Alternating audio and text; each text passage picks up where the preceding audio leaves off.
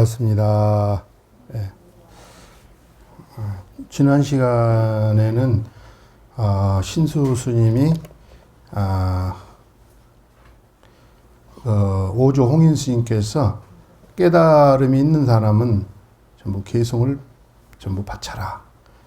대중들이 전부 이렇게 전부 신수 스님한테 미루고 개송을 바치지 않았다. 그래서 신수 스님이 고민을 하다가 뭐 한 13번을 큰 스님 방에 왔다 갔다 했는데 결국은 못 바치고 큰 스님 그 방 앞에 행랑채가 있었는데 거기에 이제 빈칸이 있어서 거기다가 개송을 써놨다. 그게 바로 이제 지난 시간에 신수가 바친 몸은 보리수요. 그렇죠. 마음은 명경대라. 시시근불식 하면은 물사야진이다. 그래서 그런 개송을 지었습니다. 몸이라고 하는 것은 보리의 나무다. 찌꺼리가 있잖아. 군더더기가. 또 마음은 또 명경대라고 그래가지고 그것도 또 찌꺼리가 있고. 그렇기 때문에 몸과 마음이라고 하는 것이 실존하는 것처럼 그렇게 지금 신수 스님은 그래 오해를 하고 있잖아요. 그래서 그걸 때때로 또 닦고 털고 부지런히 그걸 해야 된다.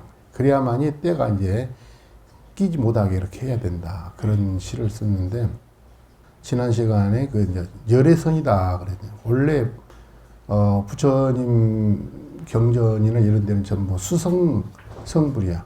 닦아서 이루는 거예요. 그래서 오랜 시간 동안 닦고 또 수행하고 그런 입장인데 여기도 이제 수성선불 그 마음이라고 하는 것을 있다고 하는데 전제를 두고 그걸 이제 바탕으로 해서 이런 시가 나왔다. 그래서 오조 홍인 스님이 이 시를 이렇게 보고는 이것은 아직 깨닫지 못한 시다. 그래서 문 안에는 못 들어오고 문 밖에 왔다. 이런 시를 그렇게 말을 해줘.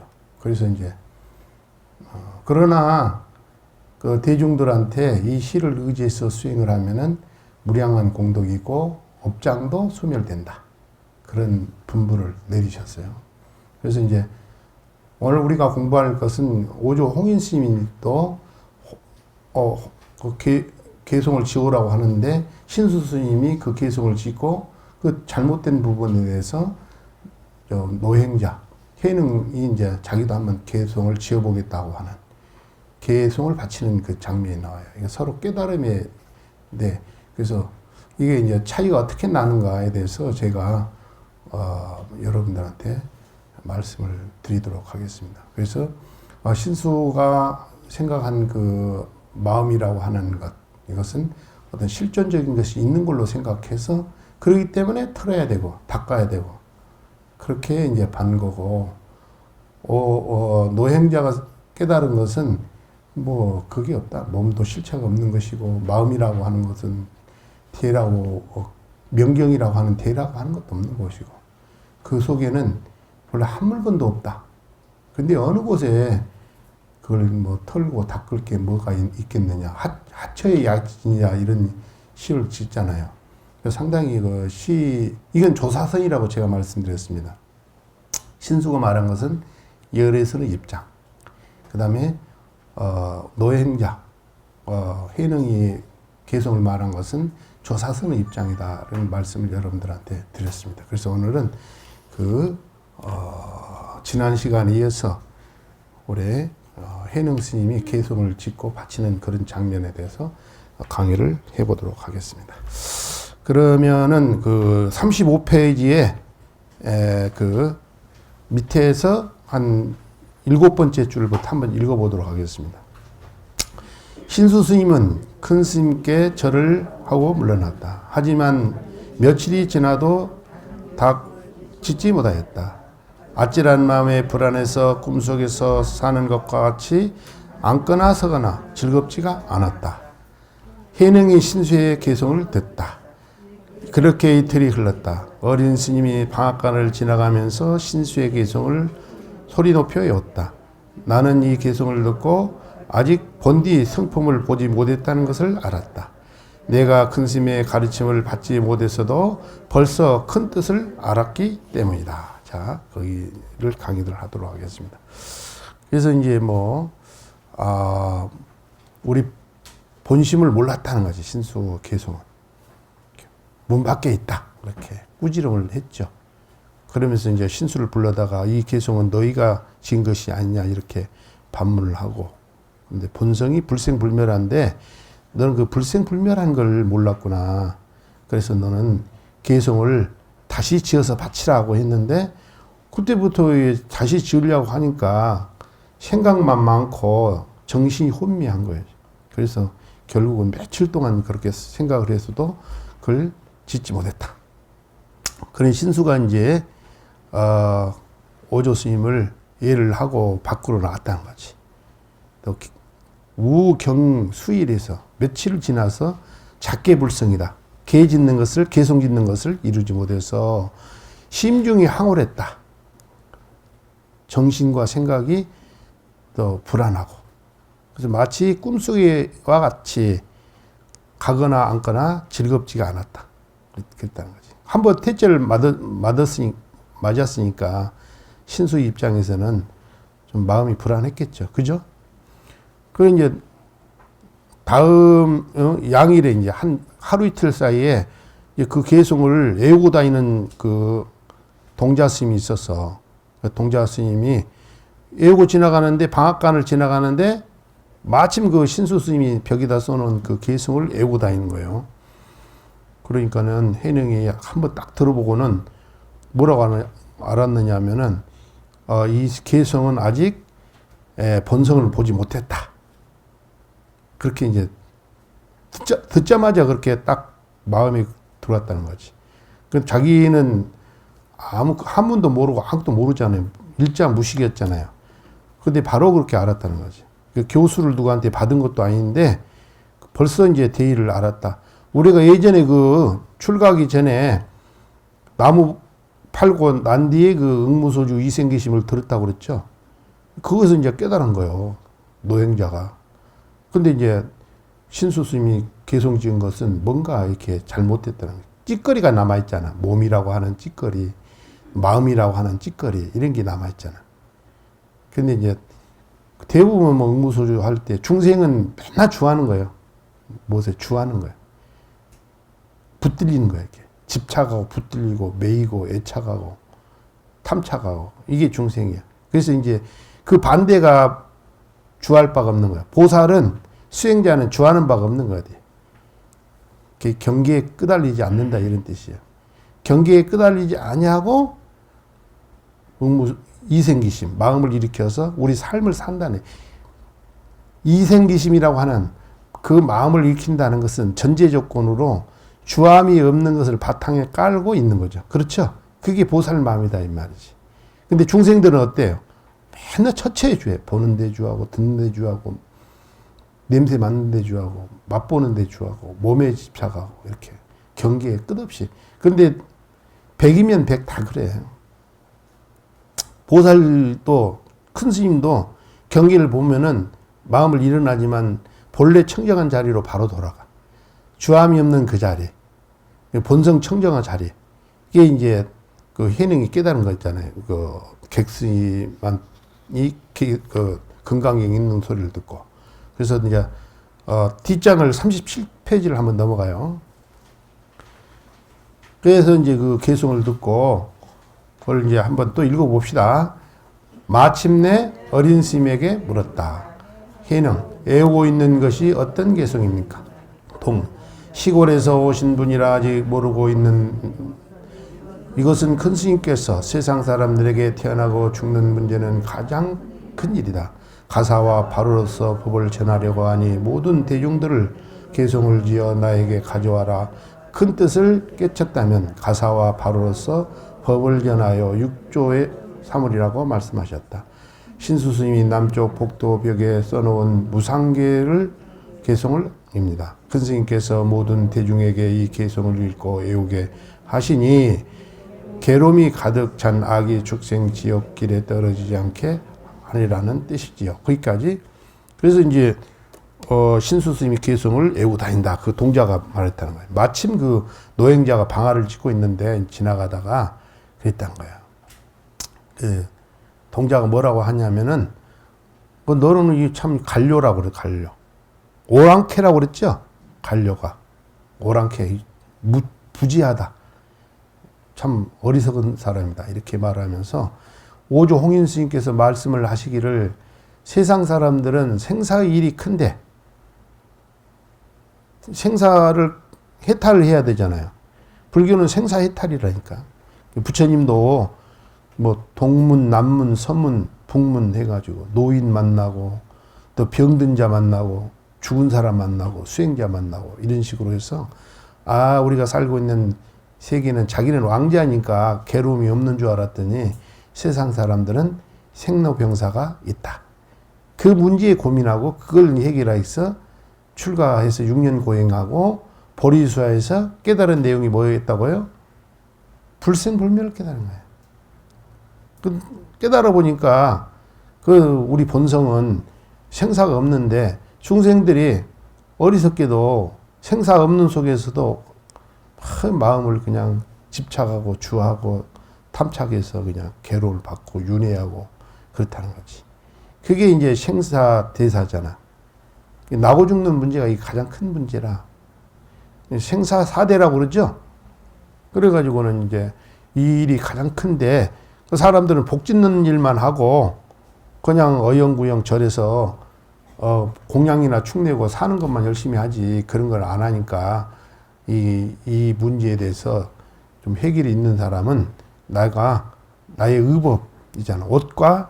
옷은 뭐예요? 가사죠. 제가 입고 있는 이 가사야, 가사. 그 다음에 법을 전한다. 의법이라고 하죠. 의법을 전한다. 그런 걸 선포를 했다는 거죠. 그래서 이 가사를 입는데 이 가사를 잘 입어야 돼. 우리가 뭐 될 때는 스비사라고 해서 갈마사 있죠. 스비를 할 때 이게 가사를 잘 입어야 되는 거예요. 그리고 보면 이렇게 꾸기면 안 되는 거야. 꾸기면. 그래서 항상 우리가 생활 자체가 수행이고 삶이야. 그 몸가짐이 마음가짐이거든. 마음가짐이 바로 된 분은 가사 입는 것도 바르게 해야만 그게 바른 거예요. 근데 뭐 수비가 덜 돼가지고 그러면은 그건 곤란하다 이 말이죠. 근데 이제 여기 의법을 절해서 문인들로 하여금 전부 뭘 하냐면 개송을 지어서 올리라고 그랬다는 거예요. 그래가지고 만약에 그 개송 속에 큰 깨달음이 있다고 하면은 내가 의법을 전해줘가지고 뭘 삼냐면은 제6대조를 삼는다. 그럼 5조 홍인스님은 몇 번째 조사예요? 5번째 조사. 그럼 다음에는 이제 5조 홍인스님 뒤를 이으면은 그분이 6번째 조사가 되겠죠? 그렇게 선포를 했다는 거예요. 그리고 신수상자가 마침 그 남쪽에 있는 큰 스님 그 방 앞에 거기다가 개송을 하나 썼다. 이렇게 무상계야. 그 대사가 다 그 문인들 거기에는 그 한 700~800명 되는데 그 문인들 전부 불러다가 이 개송을 읽고 외우면은 그래서 이걸 의지해서 수행을 하면은 악도에 떨어진 걸 면한다. 악도. 마음이 발라지니까. 그러니까는 악도에 안 떨어진다. 이렇게 하면서 외우게 다니게 했다는 거지. 그런데 이제 마침 해능이 가로되 나 또한 이게 한 개성이 있다는 게 있어. 나도 개성을 외우고 싶다 이 말이지. 그 신수 스님이 지은 개성을 외우고 싶다 이 말이지. 그래서 신수 스님은 5조 홍인 스님 제자인데 홍인 스님과 신수 스님의 나이 차이는 6살 차이밖에 안 나와요. 46살 신수 스님이 나이가 많은 때에 만나서 홍인 스님을 46에 만나서 홍인 스님이 73세에 열반 들으셨는데 열반 들 때는 벌써 신수 스님이 57세 정도 됐겠죠. 6살 차이 나니까. 그렇죠. 그런데 뭐 지난 시간에도 제가 말씀드렸지만은 신수 스님은 아주 도골이라 얼굴이 잘생기고 눈이 그 예전에 산신처럼 눈썹이 하얀 눈썹이 나고 그래서 척 봐도 아 이분은 보통 분이 아니다 이런 생각이 들 정도로 오죽하면 그 측천무라고 하는 분이 그 국사로 모시고 당나라 국사라면 중국 역사상 가장 문화가 찬란한 때가 어디였어요? 당나라 때야. 당나라 때. 당나라 때가 불교가 제일 왕성하고 국가도 가장 힘이 세고 그랬어. 근데 그때 이제 국교가 뭐냐면 불교라. 그런데 그 신수 스님 같은 분이 있으니까 측천무가 그냥 국사를 모셔다가 이렇게 했다니까. 그러면서 신수 스님이 이제 그 자기 있는 절을 나오면서 장안으로 가야 되잖아요. 가면서 자기 제자들한테 내가 이제 장안으로 저기 들어가니까 너희들은 흩어지고 그러면서 하는 말이 남쪽에 6조 해능 스님이 가 있다. 5조 스님의 법을 받은 분이 가 있으니까 너희들이 거기 가서 공부를 해라. 얼마나 그 참 아름다워요. 그렇죠? 서로 법을 받은 사형 사제간이라면 서로 질투하고 시기하고 그랬을 거예요. 근데 신수 스님이 그 마음의 도량이 넓어서 그냥 가서 이렇게 공부하라고. 그때 이제 13살 먹은 그 신의 하택이라고 있죠. 이분이 이제 그 남쪽으로 저기 저 조계산 가가지고 보림사에서 육조 현행 스님을 만나고 공부를 하는 장면이 나오잖아요. 그 정도로 대단한 분이었어. 그리고 이제 신수 스님이 그 100살이 넘도록 살았다니까. 그리고 낙양과 장안의 국사야. 그리고 뭐 측천무, 현종, 또 중종 이렇게 해가지고 세 황제의 스승이야. 그리고 굉장한 분이야, 이 신수 스님이라는 분이.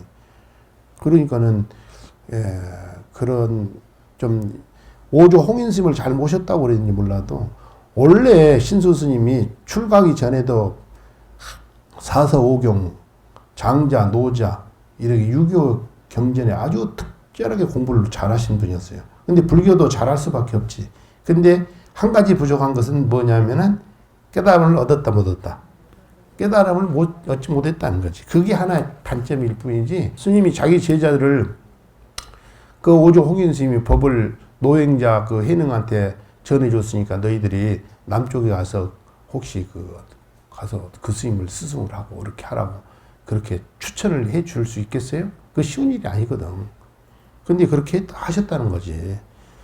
그래서 이제 해능 노예 신수가 이온 그 개성 내가 한번 외우고 싶다. 그러면서 뭐라고 하냐면은 내 생에 인연을 짓고 싶다는 거예요. 아셨죠? 나도 그 개성을 외우고 악도에 떨어지지 않고 그런 걸 한번 하고 싶으니까 거기 앞에 있는 내 한번 나도 모시고 데려다 주라 이렇게 말을 해요. 그래서 함께 불지에 태어나고 싶다는 불지. 여러분들은 이제 지금 뭐 불교를 만났으니까 불지에 태어나는 거지. 여러분들 불교를 만났잖아요. 그러니까 이제 이 불지에 태어난 거지. 그리고 노행자도 자기도 그 불지에 태어나고 싶다고 이렇게 말을 해가지고는 내가 이 방앗간에서 8개월 동안을 방화를 짓고 있는데 내가 한 번도 그 오조 홍인 스님의 당전에 방 앞에는 가지 못했다고 이런 거야. 그러니까는 바라건대 그 동자 당신 동자를 상인이라고 말했어요. 상인은 나를 이끌어 가지고 뭐 당전 앞에 좀 이끌어다 주라 이렇게 해요. 그래서 내가 그 개성에서 가서 예배를 드리겠다 이렇게 했다는 거죠. 자, 뒷정을 넘겨 또 한 번 더. 이제 해능의 깨달음이 오늘 또 그 나옵니다. 개성을 짓다고 나오죠. 그거 한번 읽어보도록 하겠습니다. 동자 스님이 개성 앞으로 나를 데리고 가 절을 올리게 하였다. 나는 말하였다. 내가 그를 알지 못하나 스님께서 읽어 주시지요. 그때 옆에 강주 별가가 있었는데 성은 장시호 이름은 일룡이었다. 그 사람이 큰 목소리로 일러 주었다. 나는 다 듣고 나서 말하였다. 해능 제가 지은 개성이 있는데 별가께서 한번 써 주십시오. 별가 시골 사람이 개성을 짓는다 참으로 희한한 일이구나. 해능 최고의 깨달음을 배우고자 한다면 처음 도 닦는 마음을 낸 사람을 업신여겨서는 안 됩니다. 미철한 사람일지라도 훌륭한 지혜가 있을 수 있고 지체 높은 사람도 어리석음이 있기 때문입니다. 사람들을 없인 여기다가는 헤아릴 수 없이 많은 죄를 생길 수도 있습니다. 이렇게 이제 말을 했다는 거지. 그것도 설명을 하면은, 동자가 결국 노연자의 부탁을 받고, 계속 있는 데까지 이제 모시고 갔어. 그러니까는 혜령이 이제, 글자를 알지 못한다는 거지. 그런데 그 동자한테 한번 그 개송을 읽어와 주십시오. 이렇게 말을 한 거죠. 그러니까는 그때 이제 그 마침 그 개송 앞에 강주에 있는 그 별가라고 하는 그 간직이 있는 사람이 왔는가 봐. 뭐예요? 절에. 그래가지고는 이제 그 별가가 옆에 있는데 성은 장씨고 이름은 일룡이었다는 거야. 장일룡이라고. 문득 큰 소리로 그냥 그걸 읽었어. 그러니까는 이제 혜능이 그 말을 들어 마치고는 인해서 스스로 말을 했다. 스스로. 또한 나에게도 일개가 있으니 바라건대 별가는 나를 위해서 써주시면 안 되겠어? 이렇게 질문한 거죠. 대단하죠. 그렇죠. 방앗간에서 방앗 짓는 사람이 개송을 짓는다는 거요. 그래 벌써 이 응무소주 이승계심에 깨달았잖아. 그러니까는 자기도 개송을 지을 수 있다는 거지. 그러니까는 별가가 말하기를 관료, 당신은 관료가 아니냐, 남쪽에 있는 그 오랑캐가 아니냐. 그러면서 내가 또한 너가 개송을 지어라. 그 일이 희화하다. 참 희한한 일이다 이 말이지. 응? 방앗 짓는 놈이 어떻게 개송을 짓는다는 거예요. 신수 스님은 공부를 많이 한 거고 뭐 글자도 모르고 방앗 짓는 사람이 어떻게 개송. 별가가 결국은 이제 개송을 자기가 직접 써주겠다고 그렇게 말을 한 거죠. 그러니까는 혜령이 별가에게 여쭈어서 말을 하기를 무슨 말을 했냐면은 무상보리를 배우려고 하는 사람은 그러면 초학자들 처음 신심을 낸 사람을 초학자라고 그러죠. 초학을 가벼이 여기면 안 된다는 거지. 그래서 사람은 야 중요한 거예요. 원래 처음 절에 들어온 사람이 그 사람이 그 절을 잇고 그 절에 방장도 하고 조실도 하고 주지도 하고 또 뭐 선지식도 되고 다 그러는 거야. 그래서 항상 그 운물이 밑에 물을 이렇게 밀어내죠. 물은 어디로 흘러요? 밑으로 흘러가잖아. 그러니까 큰 스님은 연세가 많으시니까 이제 그런 이제 세상을 또 오래 살 날이 오래 안 있잖아요. 그렇게 가시는 거고. 처음에 출가한 분이 그 절을 출가해서 일구고 큰 스님도 되고 이렇게 된다 이거지. 그러니까 초학자를 무시하면 안 된다 이 말이지. 초발심시 변정각이라는 말도 있죠. 처음 마음을 낸 그것이 결국은 정각을 이룬 것과 똑같다. 절대 무시하면 안 된다. 내가 방앗 짓는다고 해서 별가 당신이 나를 무시하고 그런 말을 하면 안 된다는 거지. 그러면서 뭐냐면은 하하인에게도 신분이 천한 사람, 자기처럼 방 하나 찢는 사람일지라도 뭐냐면은 하하인에게도 상상인의 지혜가 있고 상상인에도 물물질이라는 것은 뭐냐면은 모리지라는 것은 그 볼일 없는 지혜가 있다는 거지. 신분이 높은 사람에게도 어리석은 지혜를 가질 수도 있고 초학자에게도 상상의 지혜가 있을 수도 있는데 당신이 그렇게 사람을 무시해도 되겠냐 이런 말을 하는 거죠. 그러면서 말을 하기를 만약에 사람을 가벼이 여기면은 즉 무량 무변의 죄가 있으니 그런 식으로 해서는 안 된다. 그렇게 이제 그 별가를 지금 다독거리는 거죠. 이제 그런 장면이 되겠습니다. 다 옆으로 또 뒷장을 넘겨서 41쪽을 펴주시기 바랍니다. 그래 거기도 한번 읽어봐요. 별가가 그대는 개송이라 말하시오. 내가 그대를 위하여 쓰리다. 그대가 법을 얻는다면 먼저 나를 제도해 주셔야 합니다. 이 말을 잊지 마시오. 혜능이 개송으로 말하였다. 깨달음은 잡히지 존재하지 없고 밝은 마음 이름뿐 실체가 없네. 본래가 한 물건도 있지 않거늘 어느 곳에 일어날 번뇌 있을까? 보고 모든 대중들이 깜짝 놀라 감탄하고 한편으로 의아하게 생각하여 서로 말했다. 거기까지만. 그 별가가지고 말을 하네. 그 너가 스스로 이제 개송을 한번 읽어봐라. 그 노행자한테. 그러니까는 내가 너를 위해서 써주겠다. 그러면서 너가 만약에 법을 넣거든. 먼저 모름지기 나를 먼저 제도해달라. 이렇게. 참 그런 마음도 내기 쉽지 않아요. 모든 것은 제때 제 말이 나오기가 쉽지 않아. 무슨 말인지 알겠어요? 그 시기를 놓친다고 사람. 고맙다고 해야 돼. 무슨 일이 있으면은 고맙습니다. 감사합니다. 그런 말을 해야 하는데 시기 지나고 났는데 이제 집에 들어와가지고 그때 내가 그때 그 말을 왜 못했을까? 시기 적절하게 그런 경우가 아주 많아. 그런데 이 별가는 용감하게 혹시 당신이 깨달은 사람이라면은 내를 먼저 제도해달라고 그렇게 말을 하는 거예요. 참 시기적절하게 말을 잘했죠. 그 예전에 이런 말이 나왔으니까 예전에 빈비사라 왕이라고 있잖아요. 마가다국에. 우리 고타마 시타르타가 성불하기 전에 왕사상을 갔는데 얼굴이 잘생기고 모습이 너무 거룩한 거야. 그래서 누각에서 이렇게 내다보고 사람을 불러가지고 저 사람이 어떤 사람인가 한번 나한테 데리고 와봐라. 그러니까는 이제 서로 만났지. 그러면서 그때 이제 빈비사라 왕이 되고 얼마 안 됐어. 31살 때, 31살. 근데 이제 자기 소원하는 게 있다는 거예요. 뭐냐면은 완전한 깨달음을 얻는 성취하기를 바란다. 그러면서 그걸 깨닫거든 가장 먼저 자기를 찾아와 주십시오. 그래서 제일 먼저 저를 깨우쳐 주십시오. 빈비사라 왕이 그랬다는 거예요. 그래서 부처님 일대기를 보면은 많은 국왕들이 부처님한테 애경을 드리고 그래요.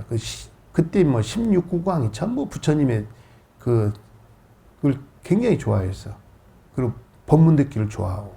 근데 그때 인도에서는 마가다국이 가장 큰 나라였어요. 이해하셨어요? 그걸 빈비사랑에 힘이 있는 거지.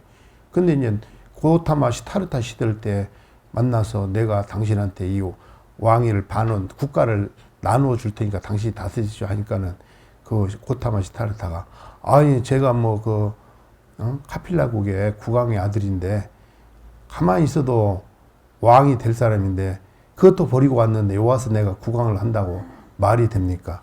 그건 마치 뱉은 가래를 다시 그건 입으로 핥아먹으라는 거가 똑같다고 그래. 내가 버린 것은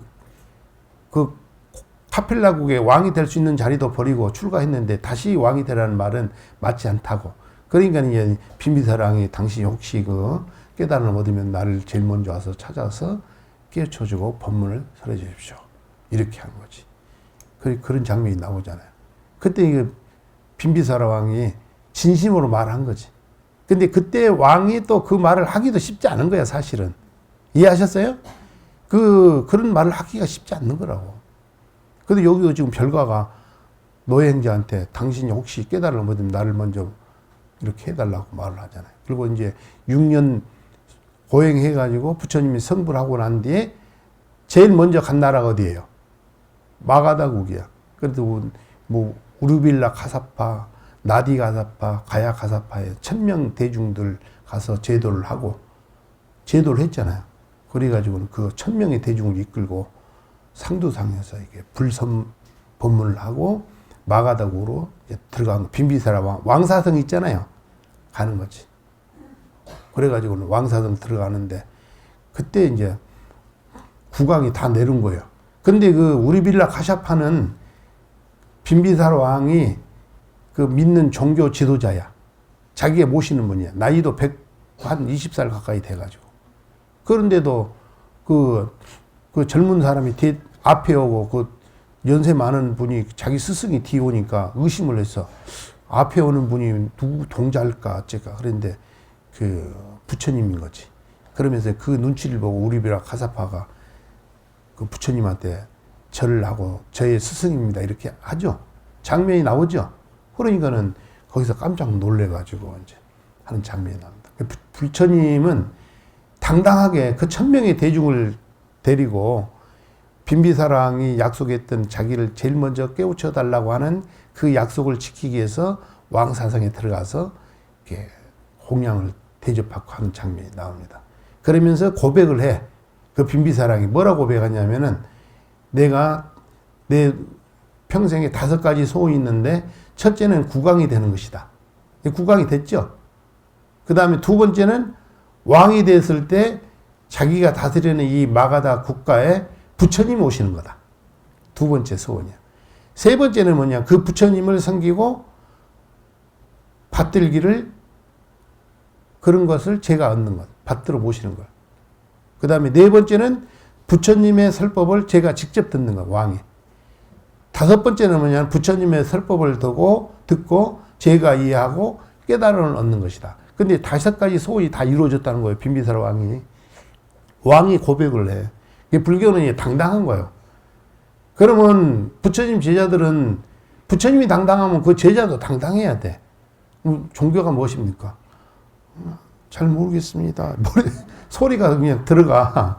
그 당당히 불자고 부처님 정법을 믿는 사람입니다. 이렇게 말을 해야 되는 거지. 그래서 대웅전이라는 게 그 산의 대장부, 당당한 사람, 이런 의미가 있는 거죠.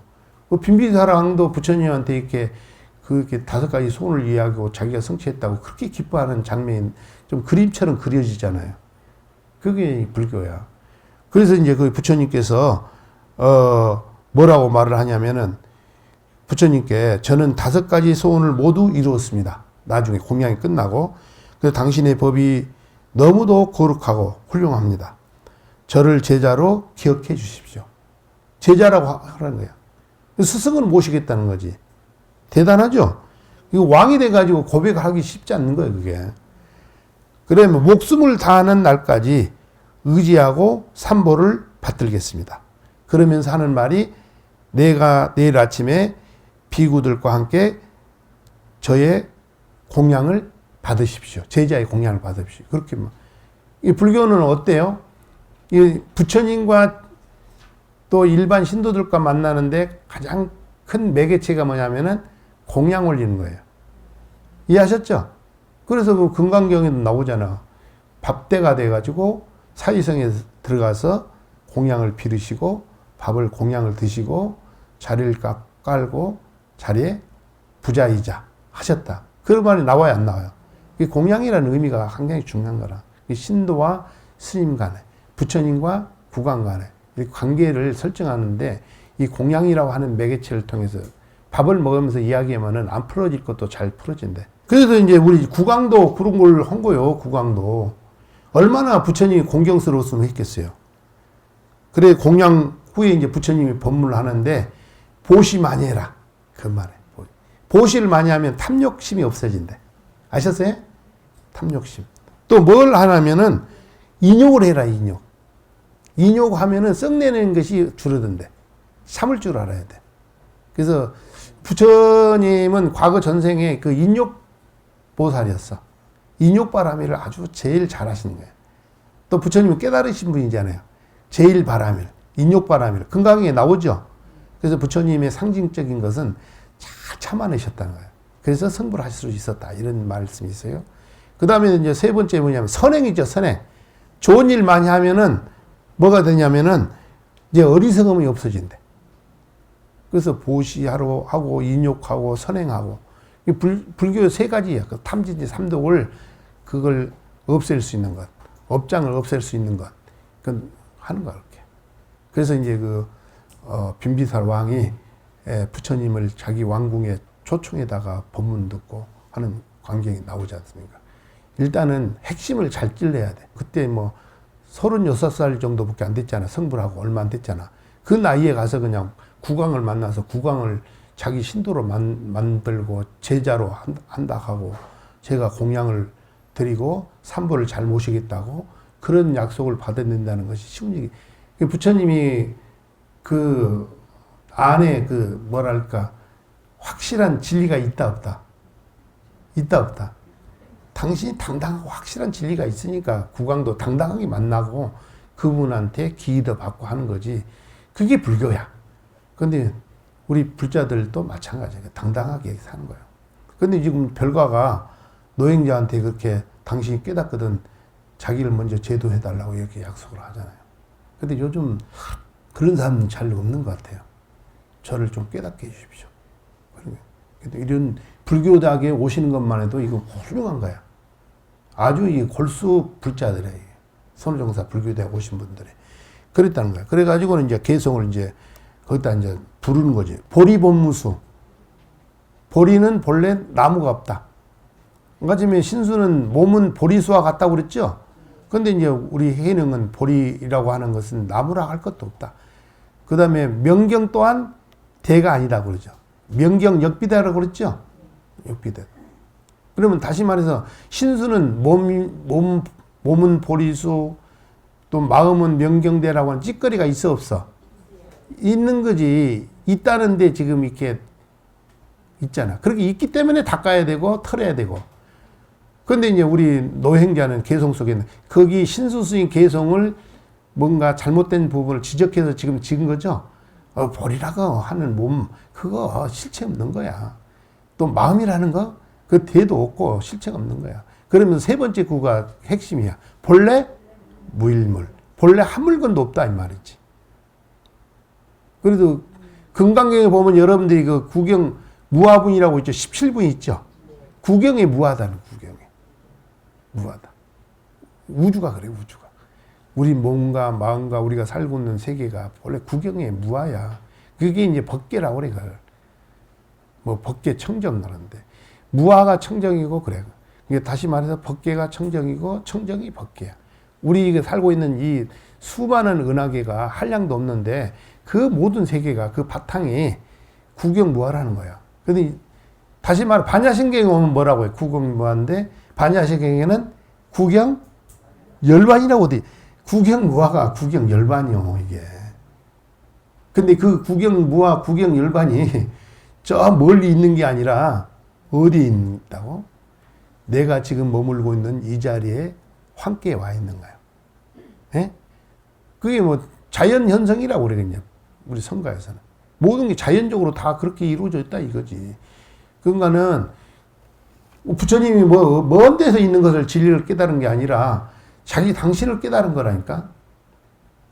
당신이 존재하는 세계는 항상 현재 지금 여기 우리 생활하고 있는 삶 속에 있는 거예요.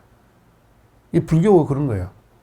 그리고 이제 거기서 바로 거기에 해탈이 있었고 열반도 거기 있었고 불생불멸도 거기 있었고 부처도 거기 있었다는 거지. 그러니까 구경무아를 깨달아 아는 것을 불이라고 그래. 그걸 뭐 반야다, 제다 이렇게 말을 하는 거지. 이게 본래 무일밀이라고 그렇게 말한 거지. 그러면 신수는 그걸 시시근불식이라고 했다. 때때로 그걸 털고 닦아야 된다고 말했는데 우리 노행자는 본래 무일물짜리에 뭐 어느 곳에 그거 털고 닦을 게 뭐 있냐 이거지. 간단하네. 그게 어려운 게 그게? 어려운 게 아니야 그거. 시각 차이야 시각 차이. 그 신수는 그 있다고 하는 데서 출발한 거고 노행자는 어디에 있는 거야 지금? 본래 한 물건도 없고 마음이라고 하는 거 구경 무아야. 근데 뭘 거기에 털어야 되고 뭐 닦아야 될 게 뭐가 있어. 그게 견성이라고 그래. 도노견성이라는 말이 많이 나오죠. 단번에 깨달아서 그 성불을 본다. 그런데 바로 그렇다는 거예요. 하처에 그 무슨 떼낄 게 어딨냐 이거지. 야 재밌다. 이게 참 재밌는 거야 이게. 그래서 이걸 조사선이라 한다는 거지. 신수가 말했던 것은 신수 스님은 나중에 능가경을 공부를 많이 하고 그랬다고 그래요. 그러면 이제 노행자는 뭘 주로 많이 했겠어? 금강경을 주로 공부를 했지. 이해하셨죠? 그러니까는 이제 좀 방향이 틀린데 신수 스님이 제시한 것은 그걸 열애선이라고 그래. 닦아야 되고 성취해야 되고 이루어서 점진적으로 이렇게 가는 것이고 뭐 육조 해능 스님이 보인 것은 본성 본래 청정한 거고 불성상청정이라고 그랬죠. 도낭봉에서 나온 육조단경에는 불성이 항상 청정하다고 그렇게 말을 해요. 보일래 무일물을. 그러니 본래 청정한 입장에서 그렇게 본 거지.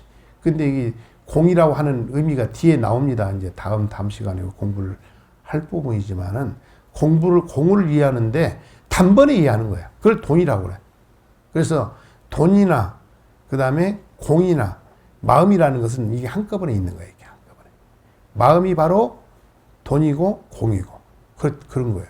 그렇기 때문에 무슨 점진적으로 아니라 바로 이렇게 성취할 수도 있는 거지. 저도 예전에 공부를 할 때 한경에 보면은 십신, 십주, 십행, 십회양, 십지, 50이, 그 다음에 등강, 묘각 이렇게 나가죠. 닦아야 돼. 그렇게 오랜 단계를 거쳐서 간다고 우리 생각인데, 정토 삼풍경에 보면은 극락세계는 50이 그런 차지가 없어. 단번에 되는 거야, 단번에. 이해하셨어요? 근데 우리 상당히 즉심즉불이야, 그게. 즉심즉불이라는 것도 무량수경에 나오는 말이야. 즉심시불 이런 것도 그것이 어디 육조 스님이 지어낸 말이 아니라 예전부터 경전에 있는 말을 우리 선사들이 끌어내가지고 쓴 거거든요. 우리 본성이 그렇다는 거예요. 본성은 단번에, 단박해. 깨달으면 단번에 되는 거야. 어떤 일초직입 열의지가 되는 거지. 예? 그런 말이 되겠습니다. 그래서 이제 이 개성을 써 마치고는 도중이 경악했다. 그 옆에 있던 대중들이 전부 이게 놀란 거지. 방앗간에서 방앗 짓는 사람이 갑자기 나타나가지고 개성을 짓는데 개성이 보통 개성이 아니라 그래가지고는 무불차라는 건 놀래지 않는 사람이 없었다. 다 놀랬다는 거지. 그래가지고는 각기 서로 일러서 말을 하기를 기재라. 기이하다 이 말이지. 이해하셨죠? 그러면서는 모습으로서 사람을 취하면 안 된다. 응? 모양으로서 다시 말해서 돌을 옆구리에다 치고 방아 찢는 사람이 어디 그 속에 깨달음 있는 사람인 줄 누가 알았겠냐 이거지. 우리가 그것도 모르고 어찌하여 오랫동안 저 육신보살을 부렸던 거 그 사람한테 밥을 쪄서 먹고 살았잖아. 쌀을 쪄가지고. 놀래겠어요? 안 놀래겠어요? 놀리는 거죠. 그러니까는 오조 홍인스님이 그때 마침 대중들이 경계한 것을, 경계라는 것은 놀라고 의심한다는 거지. 이야, 보통이 아니다. 이런 식으로. 그걸 이제 보시고 오조 스님이 거기에 나타나. 대중들이 웅성웅성하니까. 그러니까는 사람들이 손해할까봐. 그 노행자를 혹시 또 어떻게 해칠까봐. 그렇죠? 그러면 그 당시에 어찌 생각하세요? 해친다고 하는 말이 들어왔을 때는 그때 이제 5조 스님 대를 6조 스님을 대를 있잖아요. 이거에 대해서 거기에 경쟁심이 있었다 없었다? 경쟁이 있었으니까 5조 스님이 그 눈치를 채고 저 노행자를 혹시 누가 해할까봐 신발로 그 개송을 이렇게 지어버려서 이렇게. 이것도 아직 견성을 못한 것이다. 그렇게 하면서 대중들을 어떻게 해요? 놀라고 있는데 그걸 이제 안심시키는 거지. 못 깨달았으니까 너희들 놀라지 말고 관심 두지 말라 이런 뜻이지. 이제 다시 말해서 오조 스님도 지금 바른 말을 하고 있는 거, 거짓말을 하고 있는 거야. 방편으로 할 수 있는 거예요. 방편으로. 그런 거 지금 정직하다고 해도 다 되는 게 아니라니까. 눈치껏 사는 거지. 어느 때는 좀 이렇게 방편으로 거짓말을 해서 넘겨가야. 아니, 오조 홍인스님처럼 도인이고 또 노행자도 도인인데, 노행자를 해칠까봐 염려 들어가지고 개성을 지어버리고 그랬다는 거죠. 근데 700대중에 지금 곤두서 있어. 누가 육조사가 되느냐, 못 되느냐.